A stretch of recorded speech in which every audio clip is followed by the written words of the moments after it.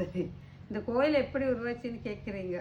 ஆமாம்மா. அவர் சின்ன வயசுல ரமணர் இங்கே ஆற்று இருக்குது, ஆறில் தண்ணி போகுது, அப்போ நிறைய தண்ணி போகுதாம்மா. அவர் சின்ன வயசுல அங்கே ஆற்றுல குளிச்சுக்கிட்டு இங்கே விளையாடி இந்த இடத்துல ரொம்ப இருந்தாங்களா. அதனால சாமி அவர் ஊட்டி அவர் இந்த இடத்துல சாமிக்கு ஒரு ரமணருக்கு ஒரு கோயில் கட்டணும், அவரோட கொள்கை அவருக்கு ரொம்ப பிடிச்சிருக்கும். அவரோட கொள்கையிட்டு போறாரு.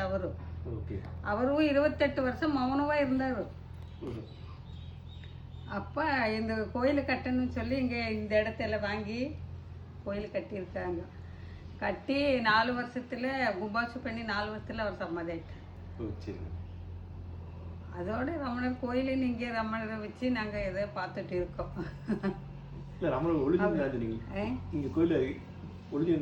கோயில் இங்க இல்ல, அது பூமியார் கோயில். அவர் பறந்துட்டு அவரோ ஏதோ இது பண்ணிருக்காங்க, ஒரு தப்பு பண்ணிட்டு அவங்க அப்பாவுக்கு பயந்து ஒரு நாள் ஃபுல்லா அம்மன் கோயில்ல ஒளிஞ்சிருக்காரு. அப்பவே ஞானப்பால் குடிச்சிருக்காரு அம்மா கிட்ட. என்ன ஒரு நாள் ஃபுல்லா கோயிலுக்குள்ளேயே இருந்திருக்காரு. அப்ப அடிச்சிருவான்னு சொல்லி அப்படி இருந்திருக்காரு. அப்படியே திருவண்ணாமலை யாரோ அவங்க சொந்தக்காரில் யாரோ நாங்கள் திருவண்ணாமலைக்கு போயிட்டு வந்தோம்னு சொன்னாங்களா. இவருக்கு அப்போவே திருவண்ணாமலை ரொம்ப ஈர்ப்பாயிடுச்சு. அங்கே போய் திருவண்ணாமலைக்கு அப்படியே 2 ரூபாய் கையில் எடுத்துட்டு பேப்பரில் எழுதி வச்சுட்டு என்ன தேடாதீங்கன்னு எழுதி வச்சுட்டு அப்படி கிளம்பி போயிட்டாங்களா. 2 ரூபாய் எது வரைக்கும் ட்ரெயின் பாதி வழியில் போய் இறக்கி விட்டாங்களா. அப்புறம் அங்கே போய் பாதி வழிக்கு அப்புறம் போய் நடந்தே போயிருக்காரு. நடந்து போய் அன்னைக்கு போய் வாசலில் திருவண்ணாமலை அடைஞ்சு கும்பிட்டு சார் அப்படியே துணி எல்லாத்த கழட்டி போட்டார்.